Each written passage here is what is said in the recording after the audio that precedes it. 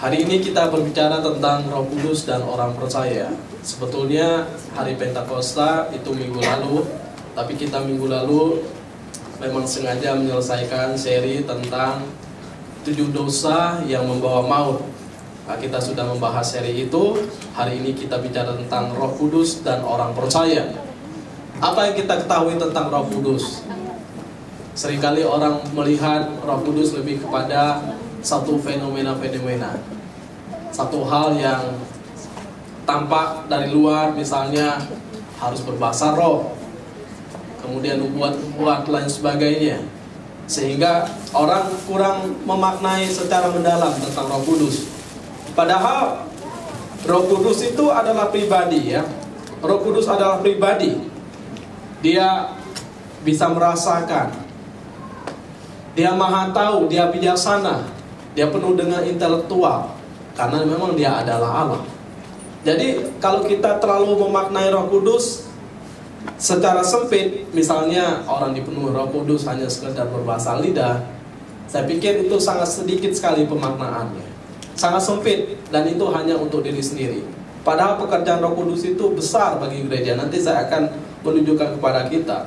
Namun sebelumnya kita perhatikan bagian firman Tuhan dari Kisah Para Rasul.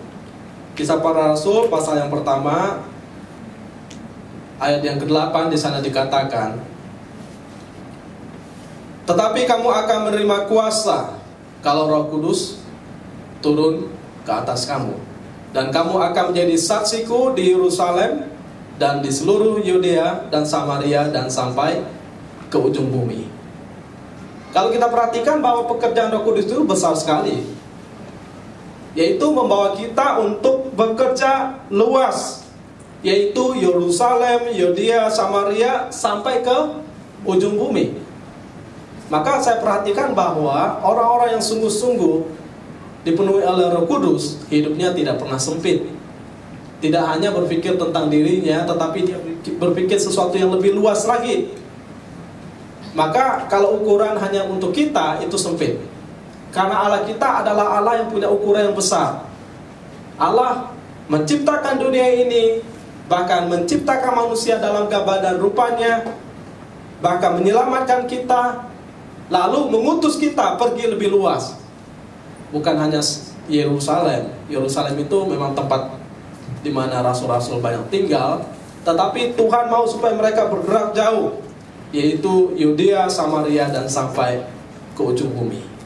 Maka kita perhatikan, waktu kita bergerak, kita tidak sendirian juga, karena ada tangan Tuhan yang berserta, yaitu Roh Kudus. Kuasa Roh Kudus menaungi orang percaya. Sehingga kita harus perhatikan, kalau Tuhan mau memakai kita untuk sesuatu yang lebih besar, pasti Tuhan memperlengkapi kita. Nggak kucuk-kucuk kita diutus, ya udah kamu pergi tanpa suatu kuasa, tanpa suatu pimpinan, bahkan tanpa suatu penyertaan daripada Tuhan.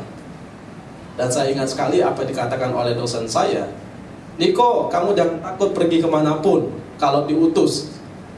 Karena dulu pernah terjadi kerusuhan di Tentena, dan memang kerusuhannya sangat hebat. Waktu itu pernah meletus juga bom di sana, di pasar lagi kan. Kalau Tentena itu cenderung banyak orang Kristen, jadi pasarnya banyak jualan babi. Jadi waktu meledak bom di situ di tengah-tengah pasar, maka kita nggak bisa membedakan mana daging babi, mana daging manusia, karena sama-sama berhamburan.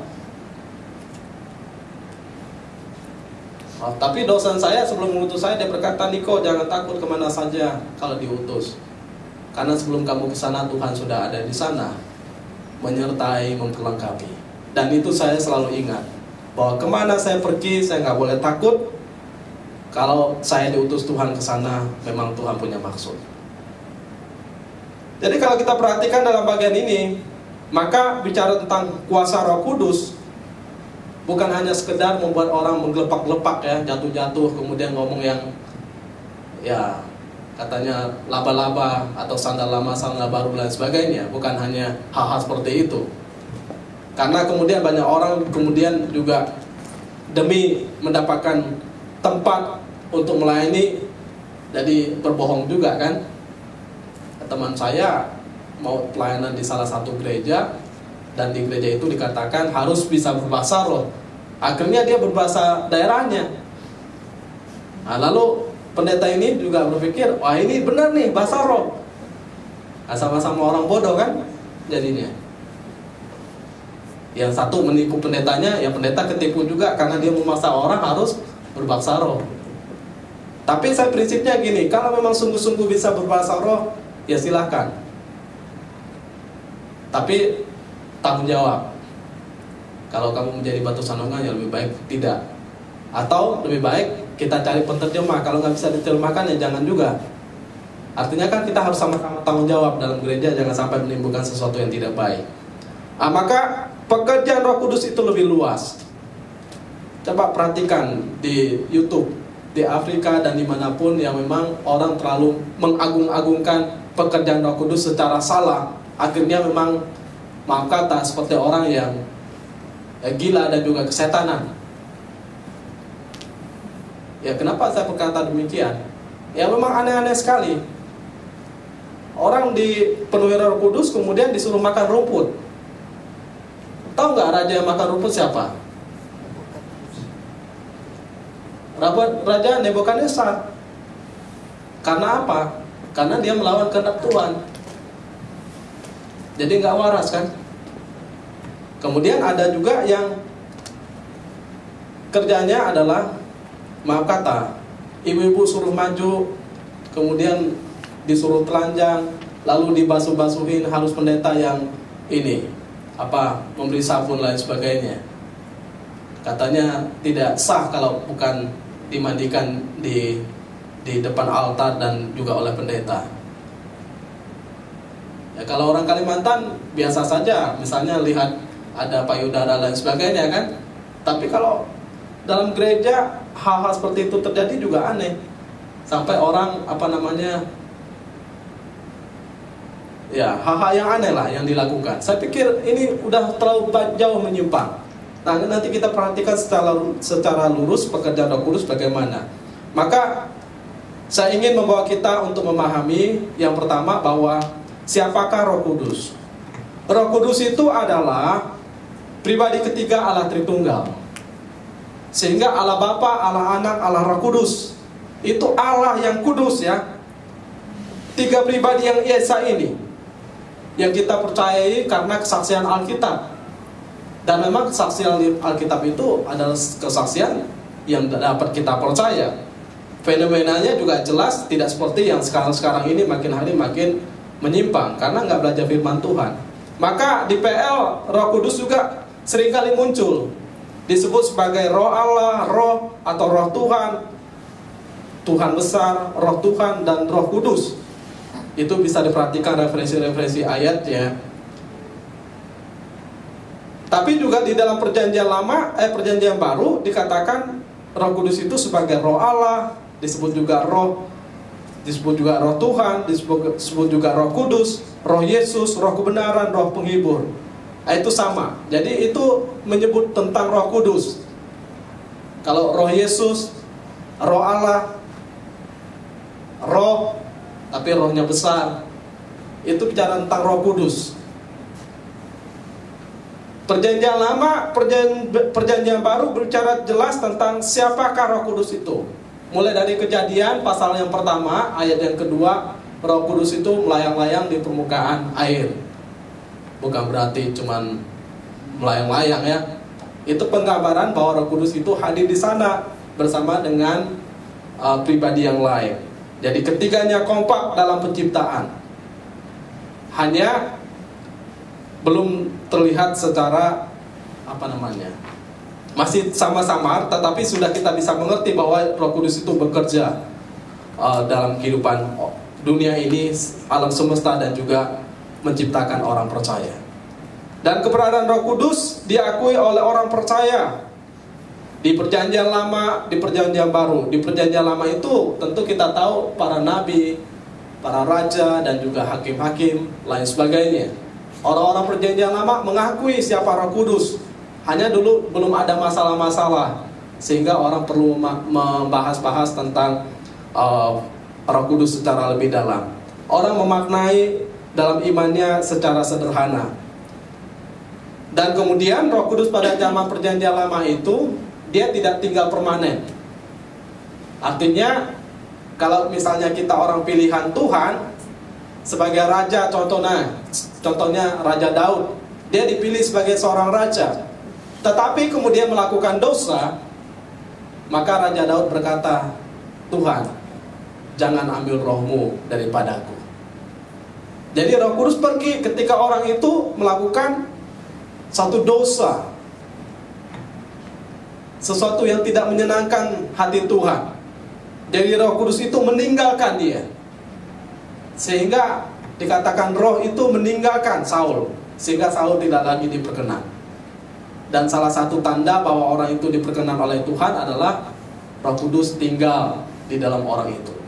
Sehingga kita ini adalah bait Allah, Roh Kudus tinggal di dalam kita sebagai orang percaya, karena Roh Kudus berkenan terhadap kita sebagai orang percaya. Nah, sehingga tidak bersifat permanen. Ketika orang itu taat, dia tinggal. Ketika orang tidak taat, dia akan pergi dari orang itu. Dan kita bisa perhatikan beberapa ayat. Lalu kalau kita perhatikan di dalam Perjanjian Baru, maka Roh Kudus itu adalah roh yang memang selalu tinggal di dalam orang percaya, sehingga tubuh kita ini adalah bait Allah. Dia menetap, dia tidak datang dan pergi. Maka kita mengundang Roh Kudus. Dalam konteks kita memerlukan Roh Kudus, tapi bukan berarti bahwa kemudian hari ini kita undang Roh Kudus, besok Roh Kudus tidak ada, kita undang lagi datang, baru dia datang. Tidak, karena dia sudah menetap dalam kehidupan kita orang percaya. Maka saya pikir kapan Roh Kudus itu tinggal dalam kehidupan orang percaya? Roh Kudus itu akan tinggal ketika kita menerima Tuhan Yesus Kristus sebagai juru selamat kita.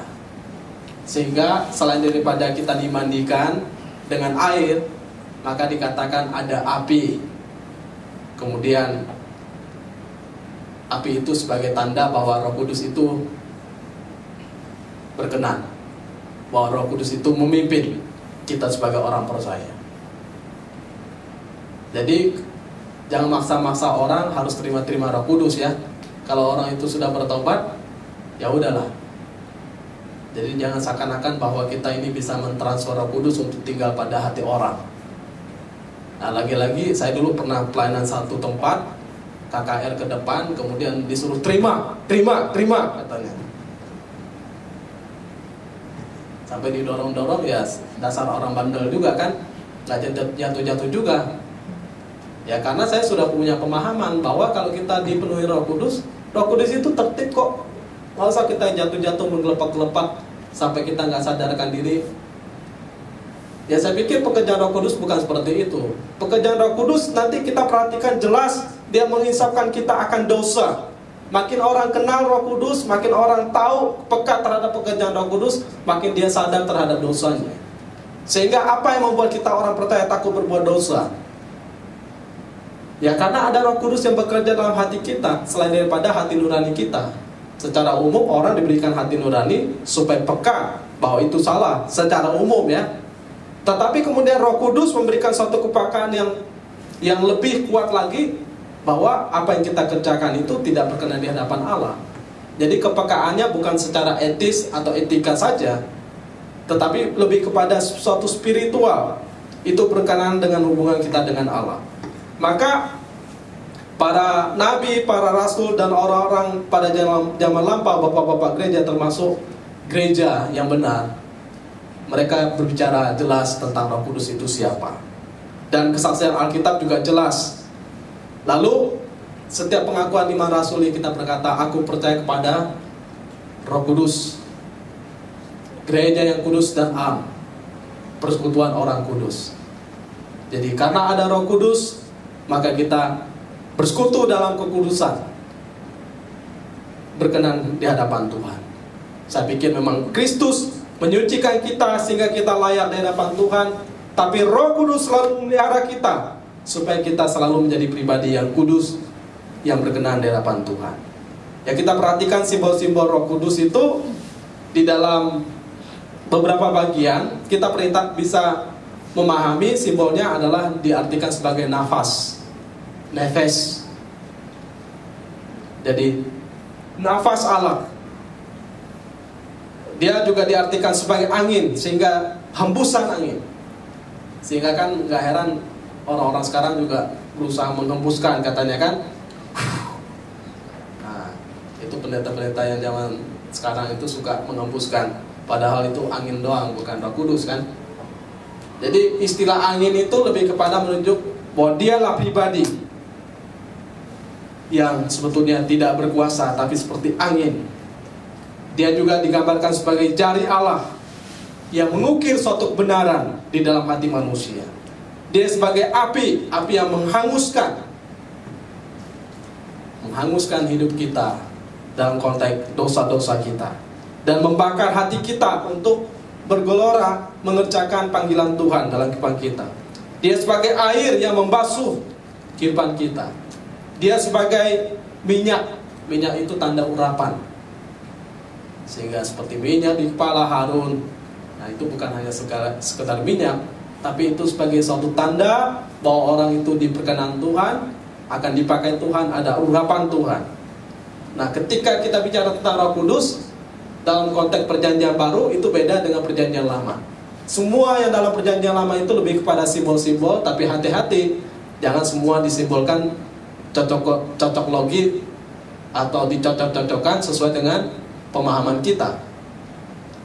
Kemudian digambarkan seperti merpati yang tulus. Dan penggambaran ini jelas kalau kita perhatikan ketika Yesus dibaptis, kemudian ada Roh Kudus dalam simbol atau lambang burung merpati.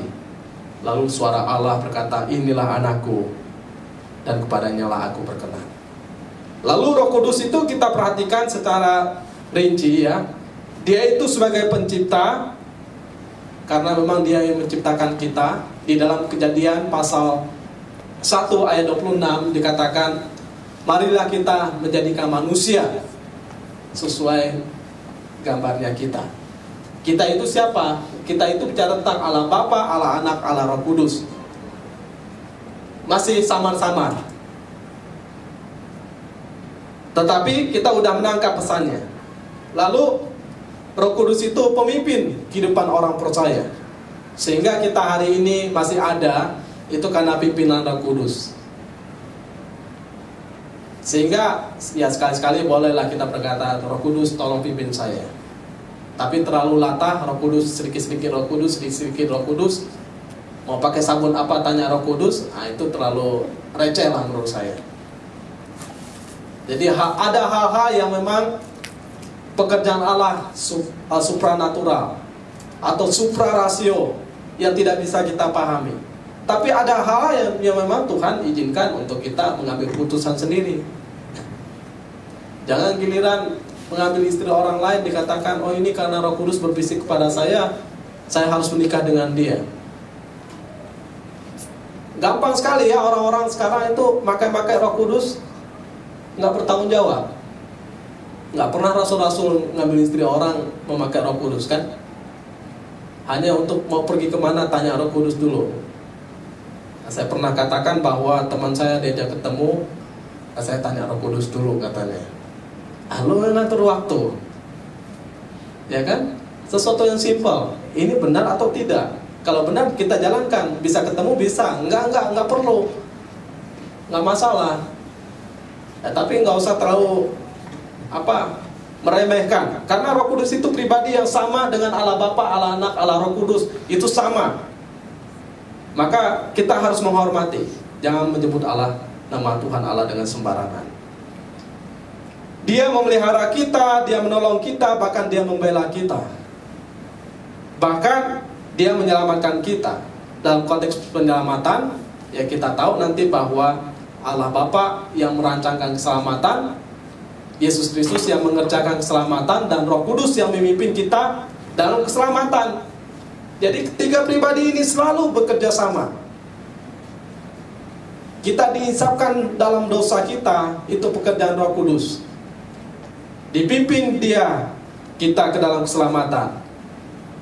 Untuk mengerti bahwa Yesus itu adalah Tuhan, penebus dosa kita, jaminan kehidupan kekal kita. Maka siapa yang mengingatkan kita terhadap kebenaran itu? Itu Roh Kudus. Sehingga waktu kita mau melawan Tuhan, mau menyimpang dari kebenaran firman Tuhan, yang ingatkan kita tentang semua firman Tuhan, itu Roh Kudus. Semua yang Tuhan kehendaki bagi kita, siapa yang mengingatkan? Roh Kudus. Maka kita harus perhatikan bahwa hidup kita tidak sendiri. Ada Roh Kudus mencipta kita, ada Roh Kudus memimpin kehidupan kita. Dan pimpinan Roh Kudus itu tidak pernah bersalah. Mau di kota besar, mau di dalam rimba, mau di dalam rumah, mau di luar rumah, Dia menuntun kita hari lepas hari tanpa kita sadari. Sehingga saya pikir bahwa ya kita memang terbiasa Bapa, kalau berdoa Bapa dalam surga atau Tuhan Yesus.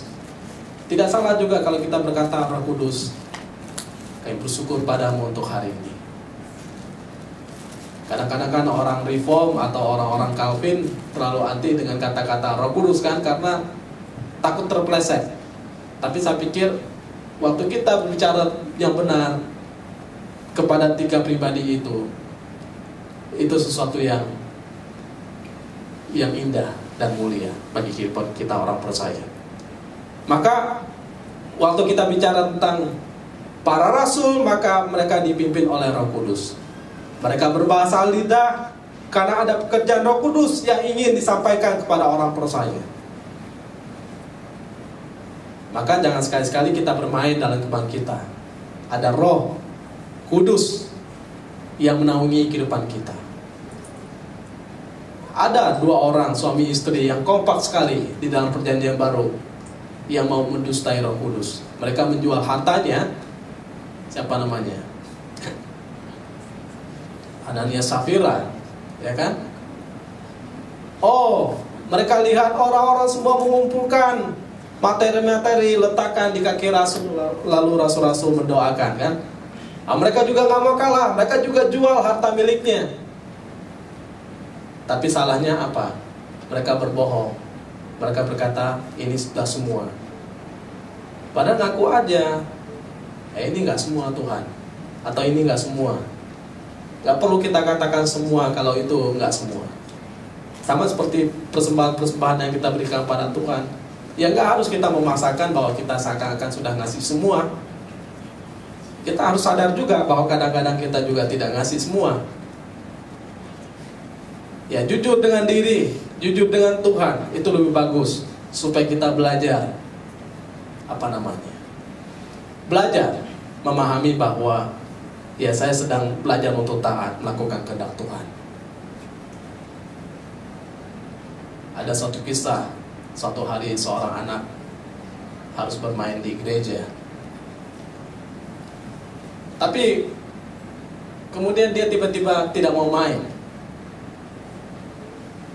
Dia berkata, hari ini Roh Kudus berbicara kepada saya, kalau saya hari ini gak usah main di gereja, saya hari ini istirahat saja.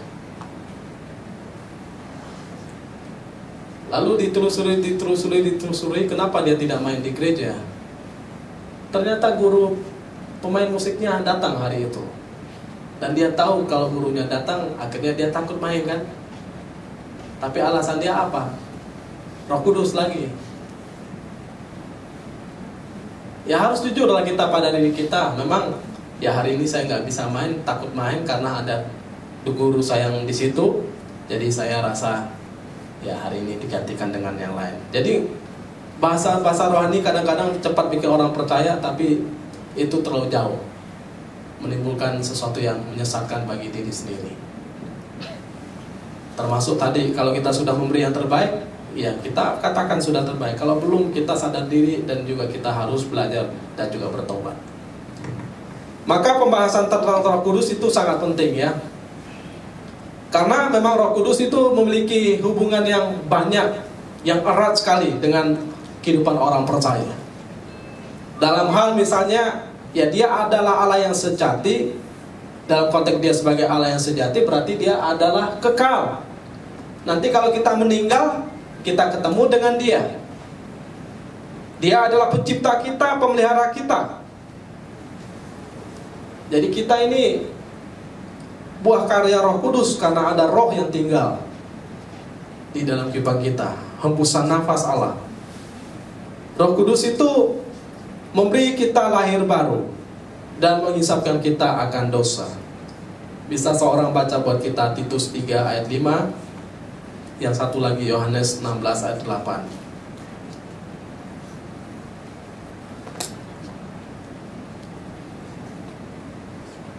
Titus 3 ayat 5, Yohanes 16 ayat 8.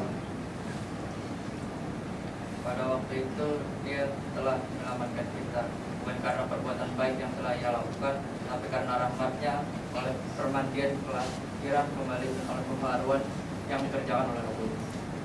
Ya. Jadi kalau kita perhatikan, pekerjaan Roh Kudus itu melahirbarukan kita, istilah membasuh kita dengan pembasuhan yang sempurna. Yohanes Pembaptis berkata, saya hanya bisa membaptis dengan air, tetapi dia yang akan datang membaptis dengan Roh Kudus. Itu hanya sebagai simbol saja. Jadi pekerjaan manusia itu simbol, memang dipakai Tuhan, dan Tuhan memberkati semua sakramen yang dikerjakan itu. Kalau kita Kristen Protestan mengenal dua sakramen, yang pertama baptisan kudus, kemudian perjamuan kudus. Jadi waktu ada perjamuan kudus, sakramen itu ini tuh simbol saja. Roti simbol bahwa itulah daging Tuhan, tubuh Tuhan yang dipecah-pecahkan bagi kita. Anggur simbolnya adalah darah yang sudah tertumpah bagi kita. Dan kita mengenang tentang perbuatan Tuhan bagi kehidupan kita. Dan kalau kita bicara tentang air, itu simbol pembasuhan, disucikan, dibersihkan oleh Roh Kudus. Karena hal-hal secara lahiriah itu hanya sebagai suatu simbol saja, tapi pekerjaan yang sungguh adalah bagaimana Roh Kudus. Karena kalau yang lahiriah ini, misalnya saudara menipu saya, seakan-akan saudara bertobat padahal tidak. Ya, kalau Roh Kudus tidak berkenan, berarti Roh Kudus tidak akan membasuh saudara, tidak akan berkenan pada saudara dan saya. Makanya antara yang jasmani harus terikat pada hal-hal yang rohani, ya kan? Antara yang simbolis itu harus terikat pada hal-hal yang tidak simbolis. Jadi saya mengerjakan berdasarkan perintah firman Tuhan, tetapi yang tahu sungguh apakah sejati atau tidak, ya urusan saudara dengan Tuhan. Maka kan harus disaksikan oleh jemaat dan berdasarkan pengakuan pribadi di hadapan Tuhan. Sehingga dalam hal apapun saya tidak mau memaksakan. Misalnya orang itu sudah mau dibaptis, ya silahkan. Tapi kalau belum, ya silahkan. Sama juga dengan pelayanan. Orang mau melayani, ya tentu kita mengajak. Tapi kalau belum, ya itu panggilan masing-masing. Maka kalau kita perhatikan dalam bagian ini sesungguhnya sesuatu yang menarik ya. Kemudian Yohanes 16 ayat 8.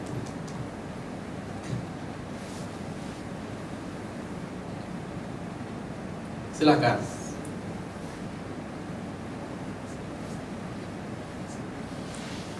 Yohanes 16 ayat 8, punya firman Tuhan. Dan kalau Ia datang, Ia akan mensafkan dunia akan dosa, kebenaran dan penghakiman.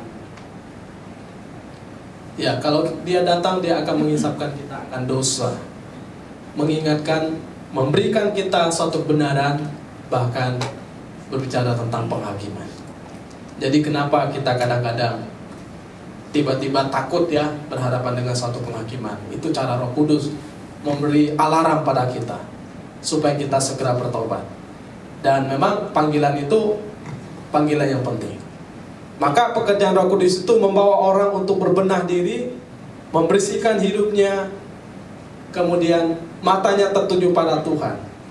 Sehingga kalau kita perhatikan di dalam Kisah Para Rasul pun, ketika Petrus berkhotbah kepada begitu banyak orang, 3.000 orang pada waktu itu, mereka tanya, waktu mereka bertanya, apakah yang harus kami perbuat, saudara-saudara?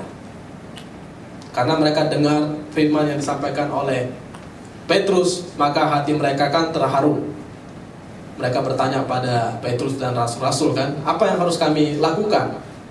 Maka Kisah Para Rasul 2 ayat 38, jawab Petrus kepada mereka, bertobatlah dan hendaklah kamu masing-masing memberi dirimu dibaptis dalam nama Yesus Kristus untuk pengampunan dosa. Jadi menginsafkan orang pada dosa, membawa orang bertobat kembali kepada kebenaran. Jadi bukan hanya bertobat berhenti ya, tapi membuat orang bertobat beralih kepada kebenaran. Kalau kita hanya berhenti, itu belum bertobat. Tetapi mengarahkan diri kepada Tuhan Yesus, maka kamu akan menerima karunia Roh Kudus, dikatakan, untuk pengampunan dosa. Jadi kehidupan kita orang percaya adalah kehidupan yang sungguh indah. Roh Kudus memberikan kita suatu pertobatan, mengisapkan kita pada dosa-dosa kita. Lalu Roh Kudus berkarya dan memimpin dalam pemberitaan Injil, sehingga orang-orang yang datang pada Tuhan dan bertobat itu karena pekerjaan daripada Roh Kudus. Dan memang menarik bahwa tidak ada satupun yang kita bertobat itu karena pendeta ya. Memang pendeta dipakai Tuhan, tapi yang membuat orang kemudian hatinya digerakkan itu karena Roh Kudus. Sehingga ada seorang pendeta berkata bahwa meskipun khotbah orang itu jelek menurut orang tertentu ya, tapi kalau Roh Kudus bekerja, tidak ada khotbah yang jelek. Sehingga saya dulu di kampung di Kalimantan Barat, saya sekolah di Semitau SMP, belum ada KKR yang luar biasa. Tapi waktu saya baca-baca firman Tuhan, saya dulu rajin ikut kursus kalam hidup. Saya ikut kursus, saya kirim, saya ikut kursus, saya kirim. Lama-lama saya rasa ada pertumbuhan, ada suatu kegelisahan dalam hati untuk mau bertobat. Lalu saya datang kepada pendeta, mau minta katekisasi kan. Pendetanya cuma ngasih kayak traktat atau apa. Dia kasih buku. Udahlah kamu pelajari sendiri katanya. Kan kamu anak pendeta. Saya juga dulu belum terpikir, ya dituntun dong supaya saya lebih ngerti lagi. Cuman dikasih itu, saya belajar. Sedikit banyak saya mengerti meskipun nggak ngerti penuh. Tapi lama-lama sih juga menyadari kenapa saya bisa ya. Kok tergerak ya. Datang minta dibaptis. Lalu setiap kali ada KKR saya selalu maju. Apalagi KKR menjadi pendeta ya, menjadi hamba Tuhan. Siapa hari ini mau menjadi hamba Tuhan? Selalu maju. Padahal kemarin udah maju juga kan.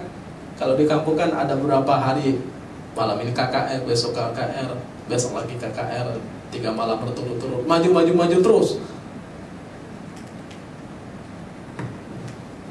Tapi makin lama makin diteguhkan, makin diteguhkan. Saya masuklah sekolah teologi. Ada KKR. Siapa hari ini mau bertobat, kata Pak Tong kan? Maju saya. Dimarahin sama dosen saya. Kamu belum bertobat ya? Kenapa kamu masuk sekolah teologi? Katanya. Malu kita dari daerah. Rasanya kalau panggilan bertobat itu selalu bergetar hati rasanya. Apalagi panggilan untuk melayani Tuhan. Kita nggak ngerti secara penuh, tapi lama-lama makin terang, makin mengerti. Karena apa? Ya mungkin satu sisi hamba Tuhan itu hebat, tapi saya pikir, ya ini pikiran saya dulu ya. Waktu Pak Tong khotbah saya banyak nggak ngerti, karena banyak istilah-istilah yang tinggi-tinggi, yang memang kita nggak pernah dengar di kampung kan. Orang bilang hebat ya, pendeta hebat. Saya pikir hebat dari mananya. Tapi Tapi lama-lama kita juga tahu kan, memang dipakai Tuhan juga luar biasa.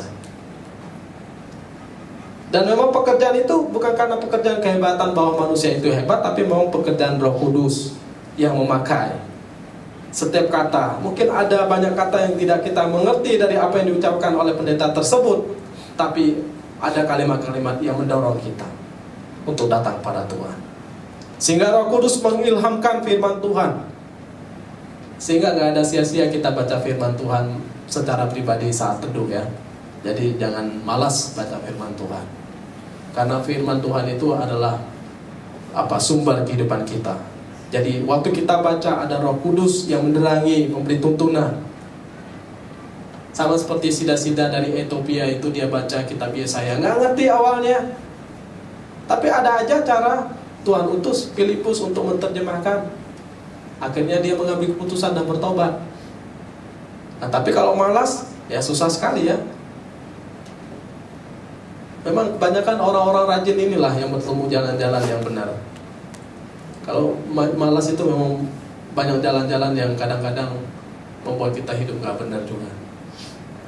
Maka kalau kita rajin belajar, rajin bekerja, rajin berdoa, termasuk juga rajin bersekutu, rajin membaca firman, itu menolong kita.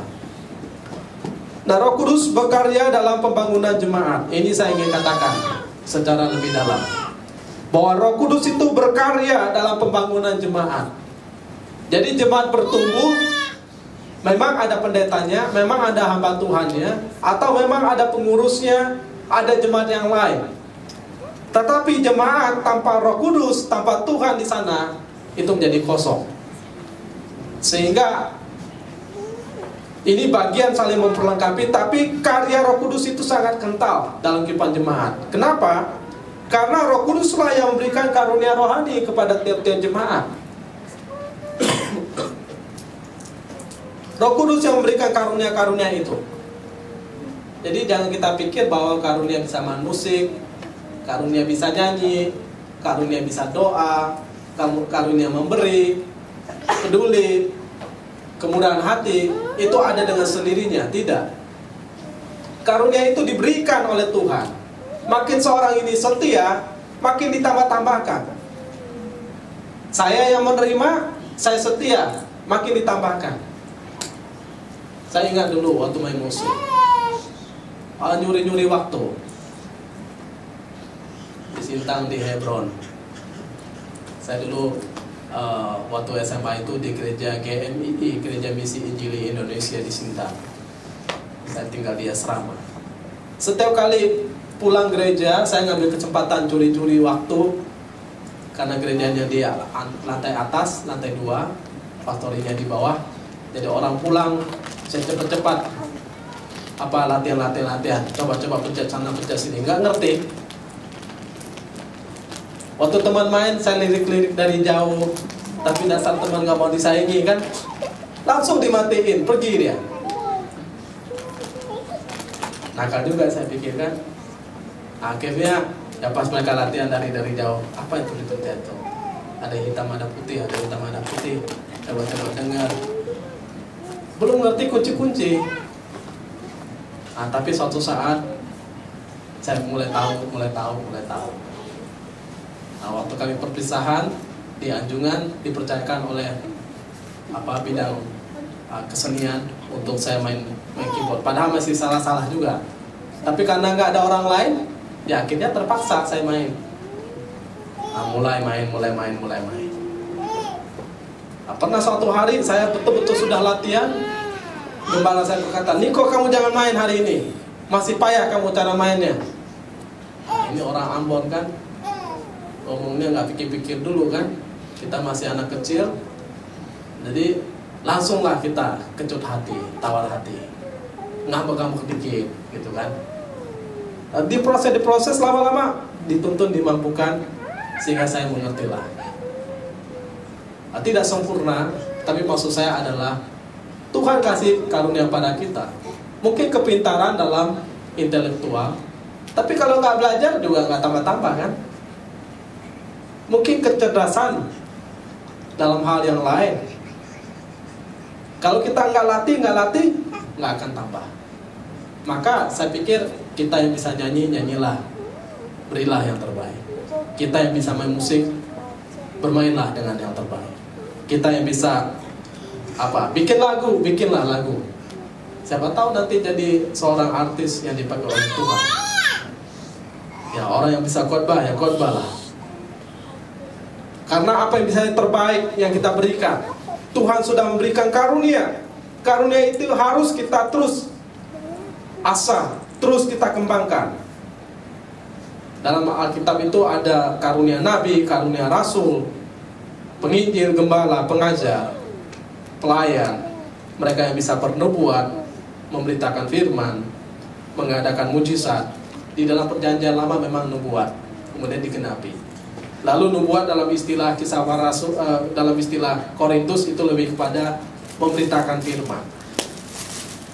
Mereka yang punya karunia memimpin, memberi, menunjukkan kemurahan hati dan kebaikan-kebaikan, ya jangan padamkan. Ada orang-orang yang memang punya kemurahan hati luar biasa ya. Tapi itulah cara Tuhan memperlengkapi gerejanya. Sehingga saya berdoa supaya banyak orang yang penuh dengan kemurahan hati. Lalu pekerjaan Roh Kudus berikutnya adalah memberikan buah roh. Ya. Kasih, sukacita, damai sejahtera, kesabaran, kemurahan, kebaikan, kesetiaan, kelemah lembutan, penguasaan diri. Saya katakan bahwa daripada kita rebutan pengen berbahasa roh, mending kita rebutan untuk hidup dalam buah roh. Ada kasih, ada sukacita, kesabaran, kemurahan, kebaikan, kesetiaan, kelemah lembutan, penguasaan diri. Kalau Tuhan kasih bahasa lidah bagus, tapi lebih bagus lagi kita berbuah dalam buah roh. Karena itu pekerjaan Roh Kudus dalam kehidupan kita, dan itu adalah untuk pembangunan jemaat. Ingat ya, buah roh itu dimulai dengan kasih. Ditutup dengan apa? Dengan apa? Penguasaan diri. Coba, kasih, sukacita, damai sejahtera, kesabaran, kemurahan, kebaikan, kesetiaan, kelemah lembutan, penguasaan. Orang punya kasih, tidak punya penguasaan diri juga agak aneh. Kemurahan, tidak punya penguasaan diri, kesetiaan, tidak punya penguasaan diri, maka ini sesuatu yang sangat indah, urutan yang sangat indah. Buah daripada pekerjaan Roh Kudus itu nampak dalam kehidupan orang percaya. Maka ini yang saya ingin sebutkan, bahwa hubungannya sangat erat. Dia memberikan suatu anugerah karunia. Dia memberikan juga karunia ini lebih kepada untuk menolong melayani orang lain. Tapi untuk diri kita sendiri, itu kelihatan juga ada buah roh yang muncul dari pada kehidupan kita. Maka dalam karya keselamatan, Allah Bapa merancangkan keselamatan, Allah Anak mengerjakan keselamatan, Allah Roh Kudus memimpin kita dalam keselamatan. Dan menarik, Billy Graham berkata, tanpa bujukan Roh Kudus, Anda tidak bisa datang kepada Kristus. Sehingga saya perhatikan memang orang-orang yang dekat dengan Tuhan itu kuat dalam doa, kuat dalam baca firman, kuat dalam kasihnya kepada orang lain. Sehingga Billy Graham ditanya, apa tujuan hidup Anda? Dia berkata, tujuan hidup saya adalah memberitakan kebenaran firman Tuhan supaya orang mengenal Tuhan. Kita perhatikan bagian yang terakhir. Dosa memuja Roh Kudus itu dikatakan dosa yang tidak terampuni. Mengapa? Kenapa dosa memuja Roh Kudus itu dosa yang tidak terampuni? Karena gini, Roh Kudus itu sudah tinggal dalam kehidupan orang percaya. Roh Kudus itu selalu bekerja dalam kehidupan manusia. Jadi kita tahu bahwa Allah Bapa, Allah Anak, Allah Roh Kudus, pribadi yang bekerja sempurna, baik secara umum dalam penciptaan, dalam hal-hal yang jasmani, maupun dalam hal yang rohani secara spiritualitas. Jadi ketika pribadi ini bekerja dengan sempurna, jadi Allah Bapa sudah bekerja, Allah Anak sudah bekerja, Roh Kudus pimpin kita dalam keselamatan. Tapi kalau kita menolak Dia, siapa lagi yang bisa menggerakkan hati kita untuk percaya kepada Dia? Allah Bapa sudah kerja, Allah Anak sudah kerja, Allah Roh Kudus sudah kerja. Siapa lagi yang menggerakkan kita bisa datang pada Dia? Tidak ada. Maka kesimpulan saya, orang yang menolak Roh Kudus berarti dia sudah kehilangan kesempatan. Memang tidak ada lagi kesempatan bagi dia. Kemudian kalau dia melakukan apa? Penolakan, berarti dia melakukan penghujatan terhadap Roh Kudus secara terus-menerus, dan juga secara sadar dia melawan Kristus. Nah, ini sedikit memang perlu satu pemikiran bahwa orang itu bukan tidak sadar bahwa dia melawan Roh Kudus, bukan tidak sadar bahwa dia melawan Kristus. Kenapa? Karena dia memutarbalikkan kebenaran. Dikatakan dia itu menganggap yang baik itu salah, yang salah itu benar. Atau seseorang itu menganggap yang baik itu sebagai sesuatu yang jahat, sesuatu yang jahat itu sesuatu yang benar. Pernah nggak kita ketemu dengan orang seperti ini? Membunuh orang baik nggak? Jahat nggak? Jahat. Tapi bagi orang yang memuja Roh Kudus, bagi dia membunuh orang lain nggak? Itu benar. Karena melalui itulah saya diselamatkan. Sehingga mencuri benar nggak? Salah. Tapi ada orang berkata, oh itu mencuri itu dosa putih demi kebaikan. Padahal kita sudah tahu bahwa itu jahat. Dan bahkan ada suku tertentu yang berkata bahwa yang berjasa adalah Yudas. Sehingga Yudas itu bukan dianggap seorang yang jahat, dianggap seorang yang baik. Nah, ada orang yang memutarbalikkan kebenaran. Yang baik dianggap jahat, yang jahat dianggap baik. Misalnya kalau orang tua memukul anaknya untuk suatu kemajuan, untuk masa depan, baik nggak? Baik. Tapi ada anak yang menganggap itu jahat. Tapi dia menganggap temannya sepertinya baik, padahal tujuannya menghancurkan dia kan? Narkoba, membuat dia tidak konsen dalam bekerja, sekolah. Lalu dia anggap baik, dia anggap peduli kepadanya. Maka pemutarbalikan ini adalah suatu pekerjaan setan sebetulnya yang membuat kita jauh keluar dari kehendak Tuhan. Dan dikatakan mereka yang memuja Roh Kudus itu kenapa tidak terampuni? Karena mereka sebetulnya sudah pernah mendapatkan kesempatan, mereka pernah diterangi oleh suatu kebenaran. Tetapi sengaja mereka memilih untuk murtad, menyalibkan Kristus lagi. Ini ada istilah yang dipakai dalam Ibrani. Bahkan menghinanya, lalu menginjak-injak anak Allah, menganggap najis darah perjanjian yang menguduskannya. Nah, ini orang yang berarti memang dia nggak terima tentang Roh Kudus pekerjaan dalam hatinya, dia tidak terima tentang Kristus. Maka kalau orang-orang di Eropa sana, bahkan Amerika itu sangat radikal berbicara. Orang-orang yang tidak kenal Kristus itu anti Kristus katanya. Karena memang sengaja menginjak-injak kebenaran. Mereka tahu itu benar, tapi mereka tidak mau menerimanya. Coba kita perhatikan sebagai penutup Ibrani 6, 4-6. Ibrani pasal 6, 4-6.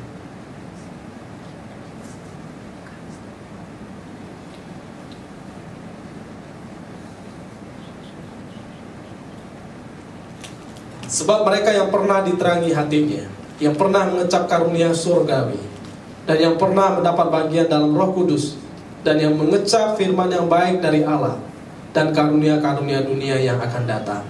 Namun yang murtad lagi tidak mungkin diperbaharui. Sekali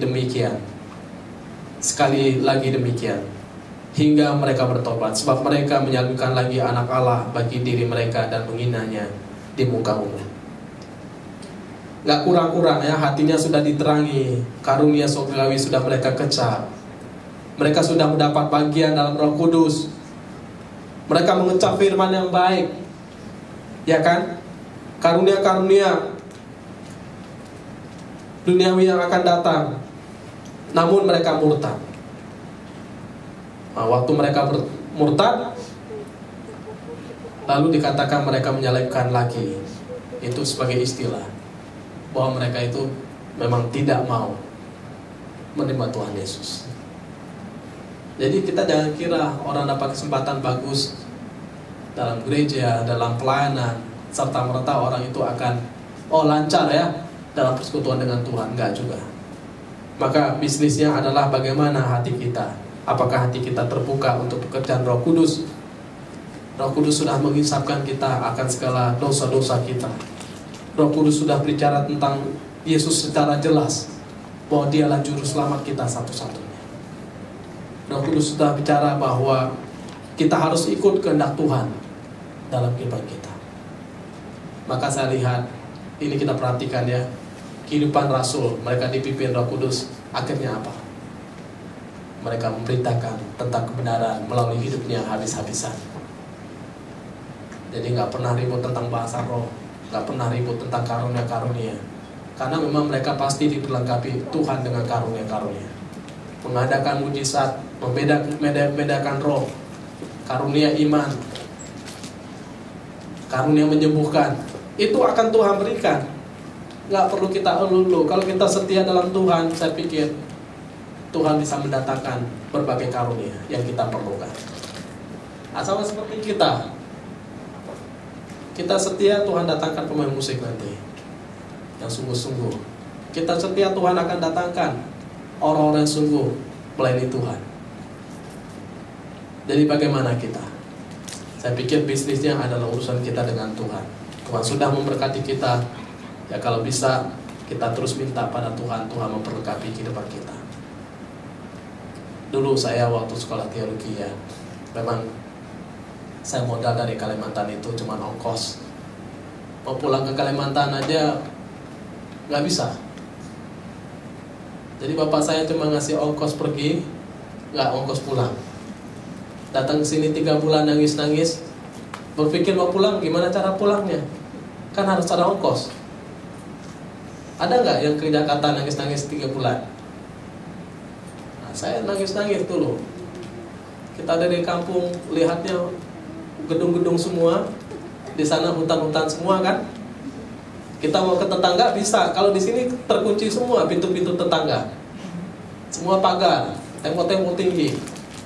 Nah, stres lah kita.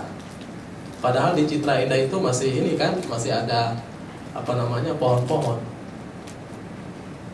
Datang menghadap penerima mahasiswa, mana uang pendaftarannya katanya. Oh udah habis bu. Oh, berarti nggak bisa sekolah kamu katanya. Oh pusing juga kepala kita, mau pulang juga nggak bisa kan, nggak ada ongkos. Akhirnya ya udah, dengan penuh pergumulan kita hadapi. Teman-teman sudah dapat sponsor, kami doa bareng-bareng. Bayangkan kita ya doa bareng-bareng naik ke atas. Kalau di ruko biasanya ada ruang terbuka di atas untuk kita berlutut tengah-tengah malam kan. Orang enak-enak ngorok, kita lagi doa-doa di atas. Besok-besoknya waktu persekutuan di hari Rabu ada teman yang kesaksian. Syukur Tuhan memberikan, ada sponsor, uang makan, uang kuliah, tambah uang jajan gitu kan. Wah, enak benar dengan ceritanya. Kita yang bergumul sama-sama kok saya nggak dapat gitu kan. Nah, tapi suatu hari saya berdoa pada Tuhan, Tuhan kan panggil saya. Rasa-rasanya nggak salah panggilan Tuhan. Berapa kali saya maju, rasa-rasanya Tuhan panggil saya. Jangan-jangan salah juga gitu kan. Tapi saya bilang, Tuhan, kalau Tuhan memang panggil saya, pasti ada jalan. Ya akhirnya ada orang telepon, ada nggak mahasiswa di sana yang bisa memusik? Dan saya katakan ada, tapi dia masih belajar juga. Ya udah, saya pergi pelayanan di salah satu gereja. Nah, gereja itu support, belum terlalu banyak, tapi kemudian saya pindah salah satu gereja lagi. Nah, gereja itu support sepenuhnya sampai saya selesai. Tapi saya doanya adalah, Tuhan, mungkin Tuhan nggak langsung ngasih saya sponsor, tapi tolong saya supaya saya diberi talenta bisa bermain musik. Nah, melalui musik itulah saya bisa sekolah, bisa menyelesaikan studi saya. Bayangkan dari kampung nggak bawa apa-apa. Itu hanya anugerah Tuhan. Jadi saya katakan bahwa ya kalau kita setia, Tuhan pasti perlengkapi, Tuhan pasti punya cara bagi kehidupan kita. Mari kita berdoa.